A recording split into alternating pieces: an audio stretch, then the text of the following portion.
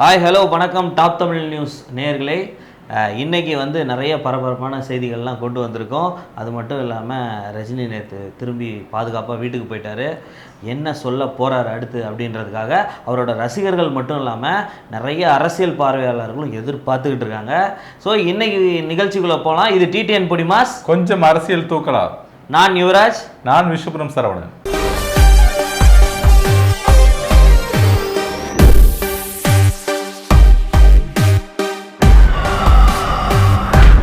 ரஜினிகாந்தை பற்றி சொன்னீங்க.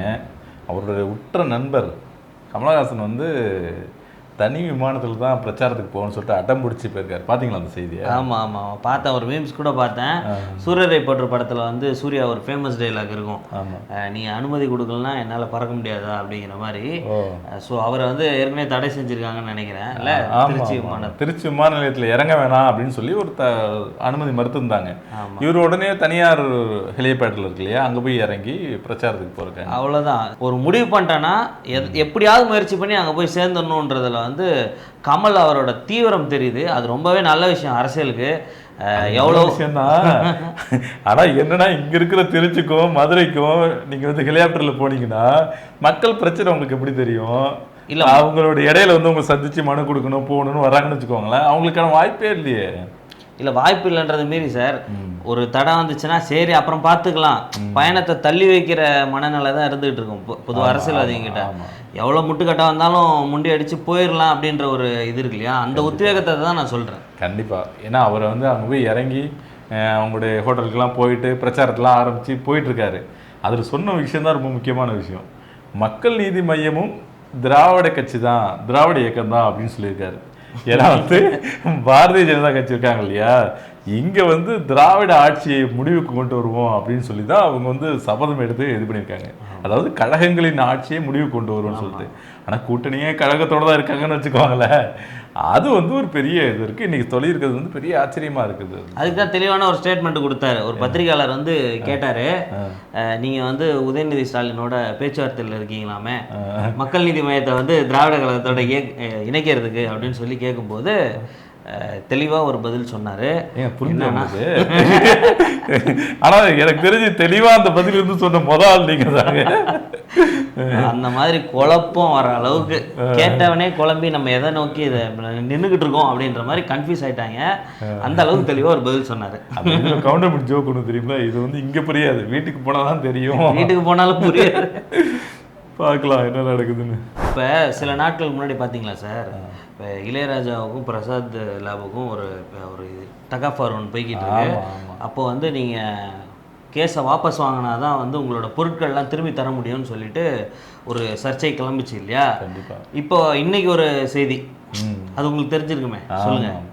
இந்த பிரசாத் ஸ்டுடியோவுக்கும் இவருக்குமான ஒரு உறவு இருக்கு இல்லையா, அது ரொம்ப பெரிய ஒரு உறவு. அது கிட்டத்தட்ட 40 ஆண்டுகளுக்கு மேலே அவர் ஒரு அறையை பயன்படுத்தி அங்கே தான் மியூசிக் பண்ணிட்டு இருந்திருக்காரு. நிறைய இசைக்கலைஞர்களை பேட்டி எடுக்கும்போது அவங்க என்ன சொல்லுவாங்கன்னா, அந்த அறையே பத்தாது, அப்போ வந்து தனித்தனியாக எடுக்க முடியாதுல்ல, மியூசிக் இன்ஸ்ட்ருமெண்ட் தனியாகவும் பாடுறது தனியாகவும் எடுக்க முடியாதுன்ட்டு அந்த அறையை தாண்டி வெளியிலையும் வச்சு வாசிப்பாங்களாம், அதையும் ரெக்கார்ட் பண்ணிட்டு இருப்பாங்க அப்படின்னு சொல்லி அந்த இசைக்கலைஞர்களை அந்த அறையை பற்றி அவ்வளோ சிலாகிச்சு சொல்லுவாங்க. அந்த பிரசாத் ஸ்டுடியோவில் வந்து இளையராஜா பயன்படுத்தின அறையை அவங்களுக்கே அப்படின்னா, 40 ஆண்டு காலம் பயன்படுத்தின இளையராஜாவுக்கும் அந்த அறைக்குமான ஒரு உறவு இருக்கு இல்லையா, ரொம்ப வந்து ஒரு பந்தமான இதாக இருந்திருக்கு. அது வந்து திடீர்னு 2 பேருக்குள்ள பிரச்சனை, நீங்கள் சொன்ன மாதிரி அது வந்து கோர்ட்டு கேஸ்லாம் போயிடுச்சு. நான் வந்து அவர் கடைசியாக இளையராஜா வந்து பயங்கரமான ஒரு ஆன்மீக பக்தர், உங்களுக்கு தெரியும், எல்லாருக்குமே அவர் ரசிகர்களுக்கு எல்லாமே தெரியும். அதனால் என்ன சொன்னார், நான் ஒன்றும் செய்யலைங்க, நான் போய் வந்து ஒரு தியானம் பண்ணிக்கிறேன், ஒரு நாள் உட்காந்து நான் தியானம் பண்ணிக்கிறேன். ஏன்னா 40 ஆண்டுகளாக வாழ்ந்த இடம் அது. ஏன்னா அவர் காலையில் 7 மணிக்கு ஸ்டுடியோக்குள்ளே வந்தார்னா நைட்டு 12 ஆகுமோ 1 மணி ஆகுமோ தெரியாது. ஆனால் அடுத்த நாள் காலையில் 7 மணிக்கு கரெக்டாக வந்துடுவான்னு சொல்லுவாங்க. கிட்டத்தட்ட அவரோட ஆயுளில் வந்து பெரும்பகுதி செலவிட்ட இடம் அது. அந்த இடத்துல நான் ஒரு நாள் தியானம் பண்ணிக்கிறேன்னு சொல்லி தான் கேட்டிருந்தாரு. இந்த வழக்குகள்லாம் வாபஸ் வாங்கினா நீங்கள் வந்து பண்ணிக்குவான்னாரு. சரி, இன்றைக்கி அதுக்கு தகுந்த கிளம்பி போகிற மாதிரி ஒரு திட்டம் இருந்துச்சு. அவங்களுக்கு என்ன பிரச்சனைனா, பிரசாத் ஸ்டுடியோவுக்கு அவர் வந்து தியானம் பண்ணிட்டு போக வேண்டியது தானே, இது எதுக்கு மீடியாவுக்கு சொன்னாங்க, மீடியாவுக்கெல்லாம் வந்து குவிஞ்சிட்டாங்களே அப்படின்னு சொல்லி அந்த ஒரு கோபத்தில் அந்த அறை கதையை உடச்சி அங்கே இருந்த பொருள்லாம் எடுத்து வேறொரு அறையில் போய் இந்த வீடை காலி பண்ணும்போது பண்ணுவாங்க இல்லையா, அதை மாதிரி போட்டு வச்சுட்டாங்க. இது வந்து இளையராஜாவுக்கு தெரிஞ்சோன்னா ரொம்ப விரக்தி ஆகிட்டார். என்னடா அது இப்படி நம்ம ஒரு கோவில் மாதிரி நினச்ச இடமாச்சு, இப்படி வந்து நம்ம கடைசியாக ஒரே ஒரு முறை போய் தியானம் பண்ணிக்கலாங்கிறது கூட அனுமதி கொடுக்கலையே அப்படின்னு ரொம்ப வெறுத்து போயிட்டாரு. அப்புறம் இங்கேருந்து இல்லாமல் சார் நம்ம கிளம்புனதை வந்து தவிர்க்க வேணாம்னு சொல்லிட்டு அப்படியே திருவண்ணாமலைக்கு போயிட்டதா கூட ஒரு தகவல் சொல்கிறாங்க. திருவண்ணாமலையை போய் இந்த தியானத்தை மேற்கொள்ள போகிறாங்க அப்படிங்கிறது வந்து இது நம்ம அவங்களுக்குள்ள என்ன பிரச்சனை என்னெல்லாம் நமக்கு தெரியல. இப்போ இளையராஜா மேலே தவறா அவங்க மேலே தவறா இதெல்லாம் தெரியல. ஆனால் இந்த எல்லாமே இந்த உலகமே ஒரு மாதிரி மாறி மாறி போனாலும் அவரோட இசை வந்து காற்றுக்கு வரை இருக்கும். அப்படி ஒரு மகத்தான கலைஞனை வந்து ஒரு மாதிரி சங்கடப்படுத்திருக்க வேணாமோ அப்படின்னு தான் எல்லாருடைய ஒரு அவமரியாதை மாதிரி தானே சார். கண்டிப்பாக இவ்வளோ வருஷம் இருந்த இடத்த வந்து கடைசியாக பார்த்து தியானம் பண்ணிக்கிறேன்றது ஒரு மனிதாபிமான அடிப்படையில் பார்த்தா கூட அவங்க கொடுத்துருக்கணும். முடியாதுன்னு வந்து அதிமுக தரப்புல சொல்லிட்டு இருக்காங்க. வேணும்னு வந்து பிஜேபி தரப்புல சொல்றாங்க. என்ன விஷயம் தெரியுமா? அது இட ஒதுக்கீடு பற்றி தானே சொல்றீங்க. இட ஒதுக்கீடுலாம் அப்புறம் இது வந்து இன்னும் தேர்தல் தேதியே இப்போதான் அறிவிச்சிருக்காங்க. அதுக்குள்ளார பிஜேபி என்ன சொல்றாங்கன்னா, எங்களுக்கு வந்து மந்திரி சபையில எங்களுக்கு இடம் வேணும். அதாவது அமைச்சரவையில் போய் வந்து அண்ணாமலை ஏற்கனவே ராஜா வந்து மினிஸ்டர் ஆகிடுவார் அப்படிலாம் சொல்லிட்டாரு. ராஜாவுக்கு வந்து அங்கே சீட்டு ஒதுக்குறாங்களா, நிற்கிறாரா, ஜெயிக்கிறாரா, இதெல்லாம் தாண்டி தான் வந்து நீங்கள் அமைச்சரவைங்கிற ஒரு இடத்துக்கே போக வேண்டியிருக்குது. ஆனால் இவர் அமைச்சரவையில் இடம் வேணும் அப்படின்னு சொல்லிட்டே இருக்காங்க.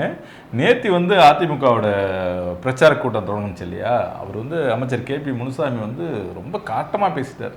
இது ஒரு பெரியார் மண் வந்து சில தேசிய கட்சிகள் வந்து இந்த கழகத்தை ஆட்சியை முடிக்கணுங்கிறதுக்காக உள்ள வந்து சில சதிகள் செய்யறதுக்கான வேலையெல்லாம் செஞ்சிட்டு இருக்காங்க. அது நடக்காது, நாங்கள் அனுமதிக்க மாட்டோம் அப்படின்னு யாரையோ சொல்றது போல சொல்லியிருக்காரு. அது யாருன்னு எல்லாருக்குமே தெரியும்னு வச்சுக்கோங்களேன்.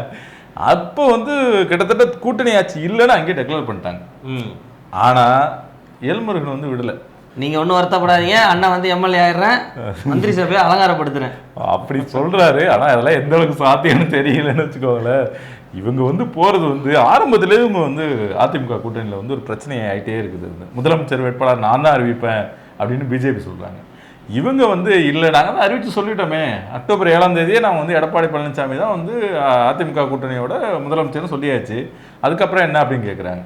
அவங்க பிஜேபி தரப்புலேருந்து என்ன சொல்கிறாங்கன்னா, நாங்கள் வந்து தேசிய ஜனநாயக கூட்டணி இருக்கு இல்லையா, அது வந்து நாங்கள் தான் தேர்தல் ஒரு நெருங்கும் போது முதலமைச்சர் வேட்பாளர் அறிவிப்போம். ஏற்கனவே பீகாரில் வந்து நிதிஷ்குமார் தான் அந்த பீகாரில் பெரிய கட்சி, பாஜக அடுத்தடுத்த லெவலில் உள்ள கட்சி தான். ஆனால் நாங்கள் தான் நிதிஷ்குமார் முதலமைச்சர் சொன்னோம் அப்படின்னு சொல்லி இங்கேயும் நாங்கள் தான் இப்போ எடப்பாடி பழனிசாமி சொல்ல போகிறாங்க. அது நீ சொல்லக்கூடாது, நான் தான் சொல்லணும் அப்படிங்கிற மாதிரி ஒரு பெரிய ஆட்டிடியூட் இருக்காங்க. என்னன்னா அது வந்து ஓவர் கான்ஃபிடென்ஸ் ஓவர்லோடாக தான் போயிட்டு இருக்காங்க. அது எங்கே போய் முடிய போகுதுன்னு தெரியல. என்னதான் இருந்தாலும் ஒரு கட்டத்துக்கு மேலே அது வந்து தொந்தரவாயிரும். என்னடா தேவையெல்லாம் பேசிட்டு இருக்காங்கன்ற மாதிரி கொடுக்குறதையும் கொடுக்காம போயிடும். அதை மிரட்டுறதுக்காக கூட இருக்கலாம்னு வச்சுக்கோங்களேன். நான் இதெல்லாம் சொல்லுவேன், அதுக்காக இன்னும் 4 சீட் சேர்த்து போட்டு கொடுத்துருக்கேங்க சார். இது நமக்கே சிரிப்பாக இருக்குது. அப்போ பதவியில் இருக்கவங்களுக்கு எவ்வளோ சிரிப்பாக இருக்கும். ஆமாம். அதாவது மக்கள் சேவையே எதுவுமே பண்ணாமல் இறங்கி நீ கிரவுண்டில் வராமல் ரியாலிட்டி தெரியாமல் இவங்கெல்லாம் எப்படி ஓட்டு கேட்டு போகிறாங்கன்றது தெரியல. எந்த முகத்தை வச்சு போய் ஃபேஸ் பண்ணுவாங்க மக்களை? ரொம்ப கஷ்டம்தான். அது யதார்த்தத்தை அவங்க புரிஞ்சுக்கணும். புரிஞ்சுக்கலான்னா மக்கள் புரிய வைப்பாங்க. சார் விவசாய போராட்டம் என்னதான் சார் ஒரு நாளும் நீட்டிச்சுக்கிட்டே இருக்குது. வெவ்வேறு வகையாக அவங்களும் போராடிக்கிட்டு இருக்காங்க. அந்த டயாலிசிஸ் பண்ணிட்டுலாம் ஒரு பெரியவர் உட்காந்துட்ருக்காரு. அந்த மாதிரி விஷயங்கள்லாம் பார்க்கும்போது மனசுக்கு ரொம்ப பாரமாக இருக்குது. சாப்பாடு போட்டவங்களே சாப்பாடு கஷ்டப்பட்டு அங்கே உட்காந்துருக்கும்போது பார்க்கவே ரொம்ப மனசு வேதனையாக இருக்குது. இப்போ என்ன தான் நிலவரம்? உண்மைதான். வந்து இப்போது 30 நாளைக்கு மேலே ஆயிடுச்சு. அவங்க கேட்குறது இந்த சட்டங்களை வாபஸ் வாங்குங்க, அதுக்கப்புறம் இந்த சட்டங்களை பற்றி நீங்கள் வந்து பார்லிமெண்ட்டில் விவாதிங்க, அதுக்கப்புறம் முடிவு எடுத்துக்கலாம் தான் அவங்க சொல்கிறாங்க. இவர் வந்து ஜனநாயக ரீதியில் வந்து மக்கள் வந்து போராடுறதுக்கான எல்லா உரிமையும் இருக்குது. அவங்க போராடிட்டு இருக்காங்க. கிட்டத்தட்ட லட்சக்கணக்கான விவசாயிகள் வந்து அங்கே நிற்கிறாங்க. அவங்கள கொச்சப்படுத்துகிற மாதிரி இவங்க வந்து பாகிஸ்தான்லேருந்து வந்தவங்க, காலிஸ்தான்லேருந்து வராங்க, இவங்கள புதுசாக ஒரு நாட்டை உருவாக்கி இதுலேருந்து வந்தவங்க அப்படின்லாம் சொல்லுவாங்க போல இருக்குது. அப்படி ஒரு இது இருக்குது. அது நம்ம வந்து காங்கிரஸோட பிரியங்கா காந்தி இருக்காங்க இல்லையா, அவங்க வந்து ரொம்ப கடுமையான கண்டனத்தை தெரிவிச்சிருக்காங்க. இது ரொம்ப பெரிய பாவம், இது இப்பெல்லாம் நீங்கள் பண்ணிட்டு இருக்கிறது வந்து. அவங்க கேட்கறது என்ன, அந்த சட்டங்களை நீக்குங்க, அதுக்கப்புறம் பேச்சுவார்த்தை பண்ணுங்கன்னு தானே சொல்லிட்டு இருக்காங்க. நீங்கள் வந்து இப்படி இல்லாமல் வந்து திசை திருப்புற வேலையை வந்து இது செஞ்சுட்டே இருக்காங்க. இது வந்து நல்லதில்லை, ஒரு ஜனநாயகத்துக்கு நல்லதில்லை அப்படின்னு சொல்லிட்டு பிரியங்கா ரொம்ப காட்டமான ஒரு பேச்சு பேசியிருக்காங்க. இவங்க இவ்வளோ பேசியிருக்காங்க பார்த்தா அவர் அண்ணன் வந்து ராகுல் காந்தி இருக்கார் இல்லையா, அவர் அப்பப்போ லீவ் எடுத்துட்டு டூர் போயிடுறாரு. இப்போ கூட இத்தாலி போயிருக்காரா? அது அவரை சொல்லி குத்தம் இல்லை சார். பிரதமர் பதவிக்கு பங்கேற்கிறவங்க கூட இந்த புரோட்டோகாலில் சுற்றுறதை வந்து இப்போ ப்ராக்டிஸ் பண்ணிக்கணும்ல. அதுக்கப்புறம் வந்துட்டா பிஸி ஆயிரும், திரும்பியும் சுற்றிட்டே இருக்கணும்ல. இந்தியா தவிர ஆமாம் என்ன மேன் அங்கே போவே இல்லை வண்டி அப்படிங்கும் போது அது இந்தியாவாக இருக்கணும். ஆமாம், எல்லா நாட்டுக்கு போகிறாங்க, தமிழ்நாட்டுக்கு வர மாட்டேங்கிறாங்க, அதான் பிரச்சனையா. ஓ தமிழ்நாட்டு இந்தியாவில் தான் இருக்குது அப்படி கேட்பாங்க. அவங்க ஹிந்திலே பேசிட்டு இருக்கனால நமக்கு புரியலன்னு நினைக்கிறேன். அவங்க வேறு ஒருவேளை இப்படி தான் பேசிட்டு இருப்பாங்களா இருக்கும். எல்லாத்தையும் ஒதுக்கி வச்சுட்டு கூட விவசாயிகள் பிரச்சனையை வந்து அரசாங்கங்கள் வந்து கவலையோடு அணுகணும். அவங்க கோரிக்கைகளுக்கு செவி சாக்கிறது தான் நல்ல விஷயம். இன்னும் சில பேர் வந்து நம்ம ஆட்கள் என்ன சொல்லிட்டு இருக்காங்கன்னா, இத்தனை நாளாக போராடுறாங்களே ஏழை விவசாயிகளால் இத்தனை நாள் போராட முடியுமா அப்படிலாம் கேட்குறாங்க. என் அண்ணா சார் எத்தனை நாள் போராடினாரு? அவரு கோடீஸ்வரன், அவர் கூட அவரும் இந்த போராட்டத்துல பங்கேற்கிறேன்னு அவரு ரெடி ஆயிட்டாரு. ரெடியானவர் ஆஃப் பண்ணி உட்கார வச்சுட்டாங்க. ஓ அப்படியா? அவர் மாதிரி இவங்களுக்கு விவசாயிகளை ஆஃப் பண்ண முடியல, அதனால என்னென்ன உத்திகளோ பயன்படுத்துறாங்க. இது வந்து ஒரு சோகமான செய்தி தான் சார். என்றைக்குமே வந்து ஒரு ஆணோட வெற்றிக்கு பின்னாடி மனைவி, அது முன்னாடியே அம்மா தான் முதல்ல நிற்கிறாங்க. என்னென்னா இசை புயல் ரஹ்மானோட அவங்க அம்மா தவறிட்டாங்க. ஸோ இந்த செய்தி கேட்டோன்னா பயங்கரமாக மன உளைச்சல் ஆயிடுச்சு எல்லாருக்குமே, அவங்க ரசிகர்கள் எல்லாருக்குமே. ஸோ அவர் எந்த மனநிலையில் இருக்குன்னு இன்னும் எந்த மீடியாக்களும் அவரை காமிக்கலை பெருசாக. ஸோ எப்படி இருந்தாலும் பெரிய இழப்பு தான் இல்லை. கண்டிப்பாக. ஏன்னா அவங்க அம்மாவை பற்றி அவர் பேசாத மேடைகளே இல்லை. அவர் வந்து எல்லா பேட்டிகளையும் அம்மா வந்து சொல்லிக்கிட்டே இருப்பார். எந்த நாட்டுக்கு போனாலும், இந்த இசை கச்சேரியா விருதுகள் வாங்குவா எதுக்கு போனாலும் திரும்ப வந்து சென்னைக்கு வந்து அவங்க அம்மாவிட்ட உட்கார்ந்தா தான் அவருக்கு ஒரு திருப்தியே அடையும். அந்த அளவுக்கு அம்மா மேலே அவ்வளோ பிரியம் உள்ளவர். அவரோட முதல் படம் ரோஜா, உங்களுக்கு தெரிஞ்சிருக்கும், மணிரத்னத்தோட ரோஜா படம். அதில் வந்து சின்ன சின்ன ஆசை பாட்டு வந்து வேர்ல்டு ஃபுல்லாக ஹிட் ஆகிடுச்சு. அது 2 நேஷ்னல் அவார்டு வாங்கிச்சு. அதை பாடின மின்மினிக்கு ஒரு நேஷ்னல் அவார்டு, எழுதின வைரமுத்துக்கு ஒரு நேஷ்னல் அவார்டு. ஆனால் அந்த பாட்டை அவர் இசையமைச்சு எல்லாம் முடிஞ்சாலும் முதல்ல அவங்க அம்மாட்ட போட்டு காட்டினார்.